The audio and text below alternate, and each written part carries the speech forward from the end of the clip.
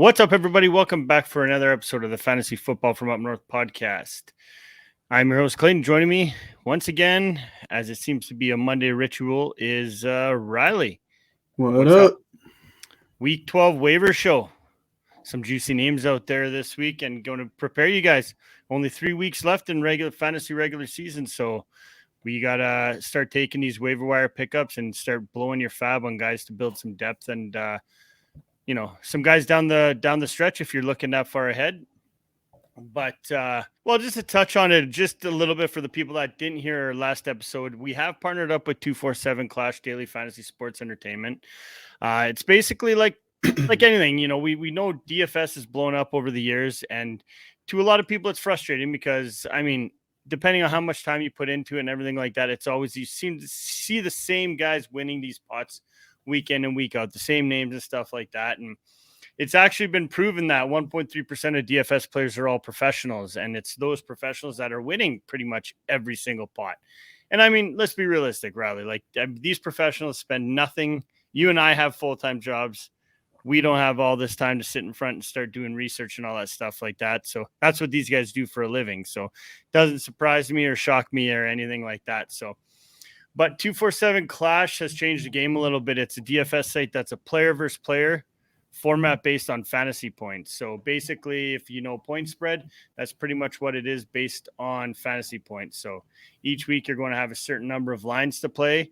I think this week we had 13, I believe. And the person with the most correct wins the pot. So keep in mind, because it is like a point spread kind of system, it's a pools kind of based ticket. There could be multiple winners based on the results. So last week, I believe there was 2 winners that split the pot. So the biggest thing with this format is basically, we talked about professionals, it's taking away their advantage instead, again, giving everybody else, like yourself and everybody else that's playing, an equal opportunity, equal chance to win every week. So the stipulation is you got to be a Canadian resident to play yet, It has not really jumped the borders, nor I think it's going to. But basically, the weekly pool is out on Wednesdays. So head over to www.247clash.com, sign up, use our referral code North, make your first deposit, and start playing now with us. So I'm going to put a cool little change up too, because it's based on fantasy points. You don't really get that too much on these other sites or apps. So it's a cool little change up from a normal betting on a parlay or anything like that. So give it a chance. Exactly. So I'll put the website and the referral code in the show notes. So thanks again for everybody that has already signed up and supported this partnership that we have right now. So without further ado, Riley, let's just jump in here for what all these people want to hear. Kick us off with number one guy you're grabbing on waivers this week. As of today, it changed, but Latavius Murray, I think, has to be everyone's number one guy coming into this week. We all know that Melvin Gordon got released and Chase Edmonds is now on. Is he officially on IR, or is he just missing time? I do believe they did say he's just going to be multiple week absences, I believe. I will look that up, though, right now. Yeah, regardless, you have to pick up Latavius Murray. He had a good showing last week. And with Melvin Gordon off the team now, he's their only option as of right now. So he's going to be kind of a weekly flex play, in my opinion, especially with this struggling offense. They're going to have to get the run game going. So I think you have to fire up Latavius Murray. I'd put a good amount of fab on him too, if you have any left this far into the season. Yeah, exactly. When I was doing my research this morning, I had Latavius Murray as my number 2 guy this week. But like you mentioned, with the fact that Gordon got released, Chase Edmonds is most likely going to go on IR or miss in multiple weeks. You definitely, he carried the ball 17 times, almost 50 yards in a score last week. Also caught 4 catches for 23 yards. He's used heavily in this offense. It is a shitty offense to be a part of, but if you're getting all the volume, that's what you definitely want, especially for waiver wire. And I would agree with you. You're going to put a good chunk of money down for your fab this week. You got to be aggressive. Because guys, if you look at the injuries from this past week, we had running back position. Joe Mixon went out with a concussion. Most likely we'll touch on his replacement here coming up.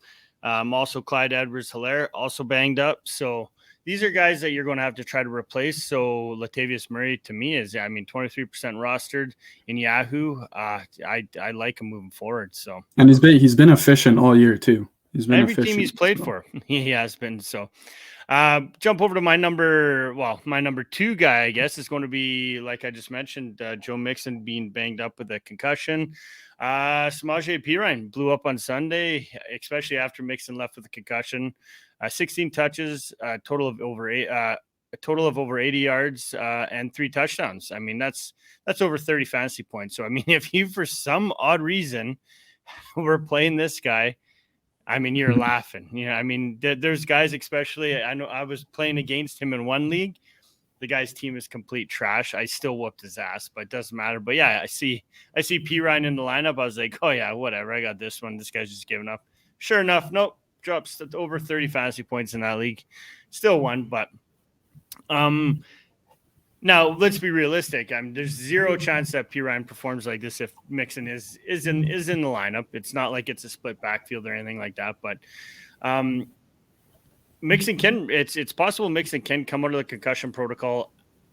But if you look at how the season has progressed, we haven't seen many players come back without missing at least one game this year. I mean, based around how this concussion protocol is, all the stuff with Tua and stuff like that, they're kind of taking it a little bit more serious. So that's why I think, I do believe Mixon will miss this week. I think Perine can be inserted in your starting lineup as a solid RB2 next week against Titans.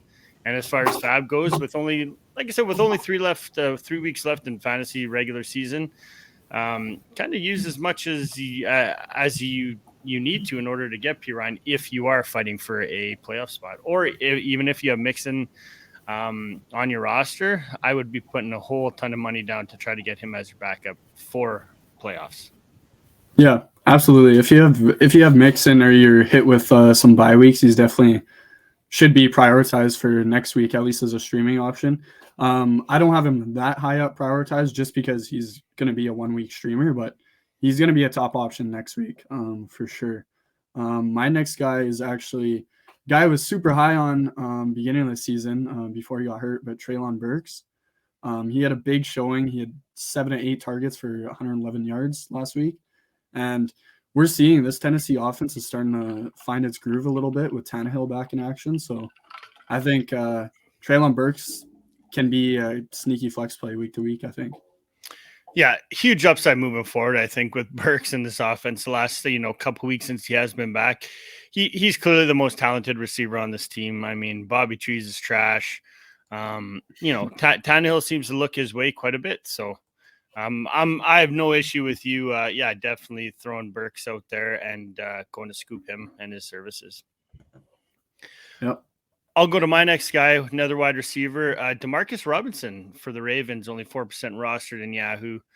He's clearly established himself as the wide receiver 2 in this Ravens passing game.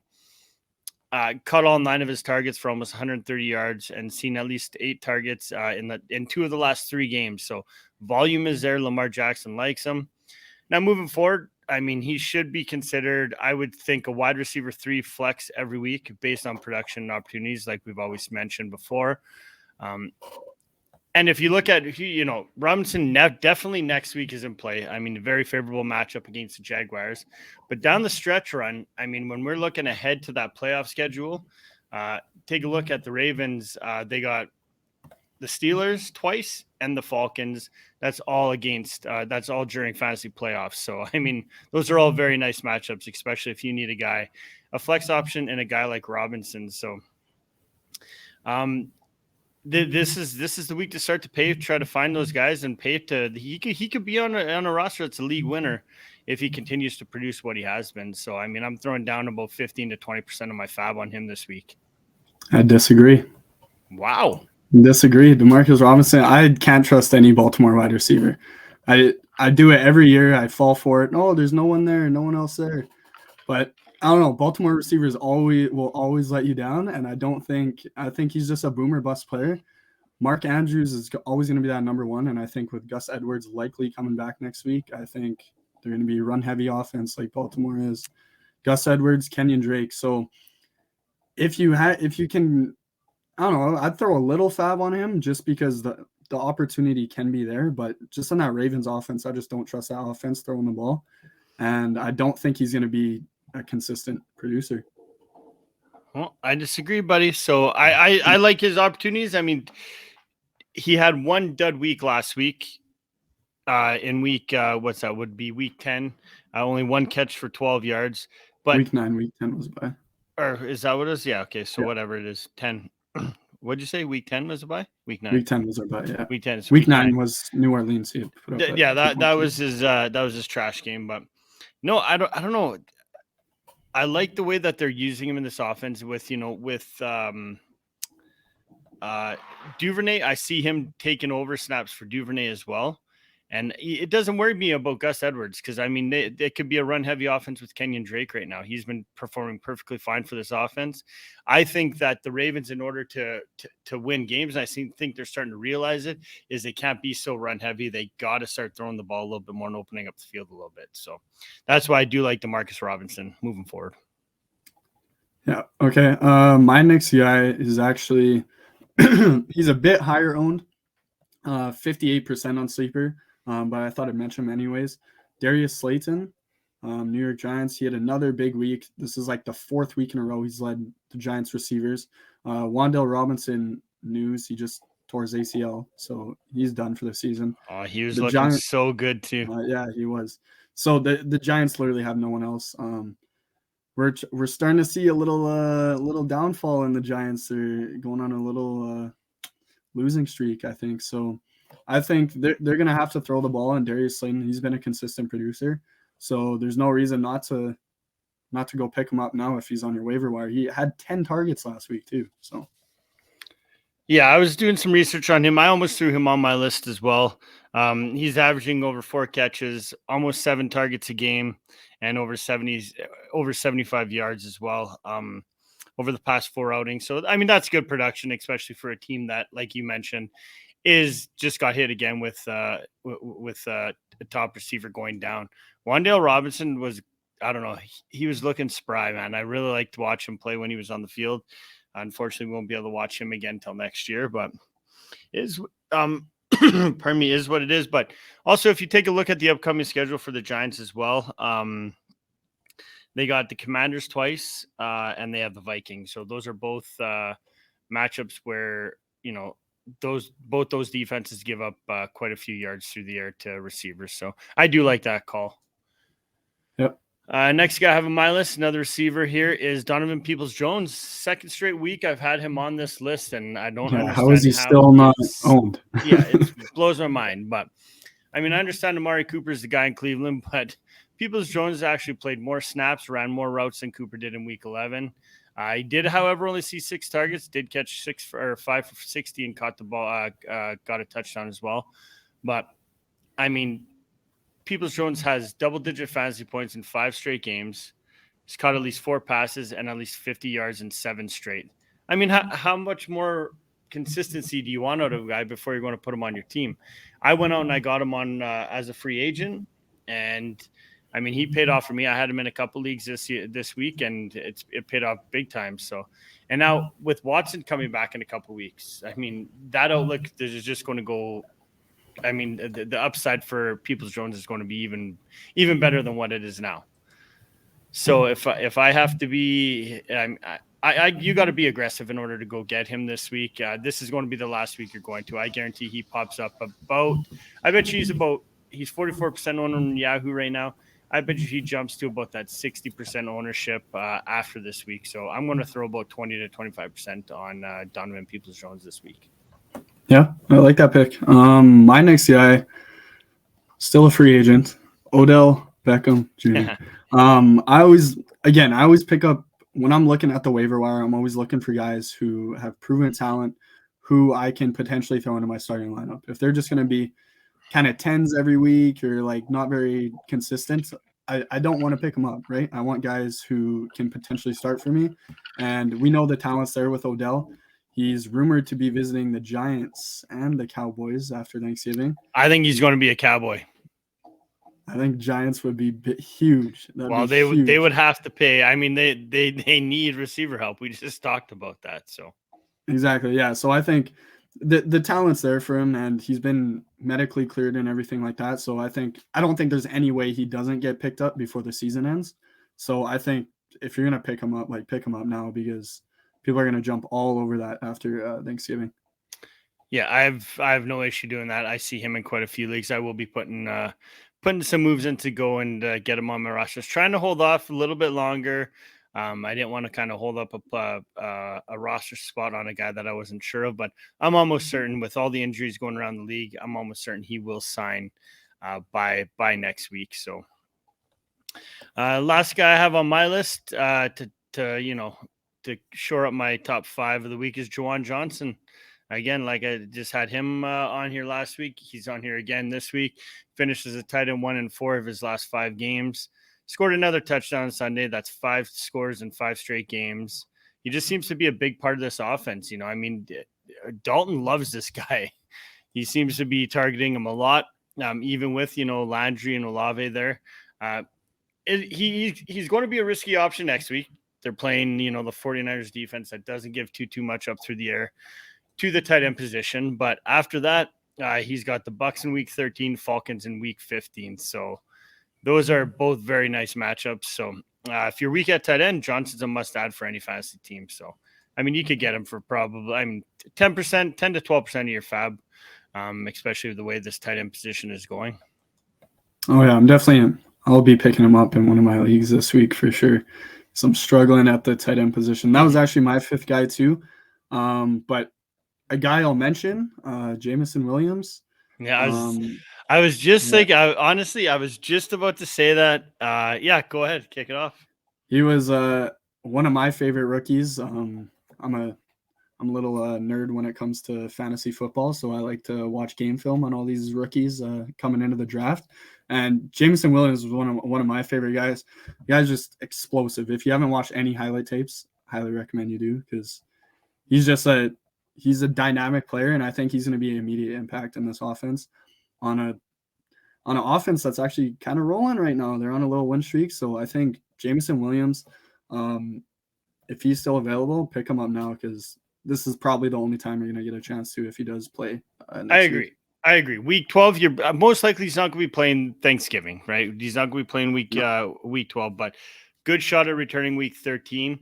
I was looking at the schedule. He's got the Jaguars in week 13 plus matchup, and also week 14 against the Vikings, and then they play the Jets. But I mean, he's got two more matchups that are just beauty to round out the year. So yeah, like you mentioned, I mean, if you want an explosive rookie that could be a factor, Jameson Williams is the guy to go. He definitely could be a league winner. Yeah, definitely. For sure.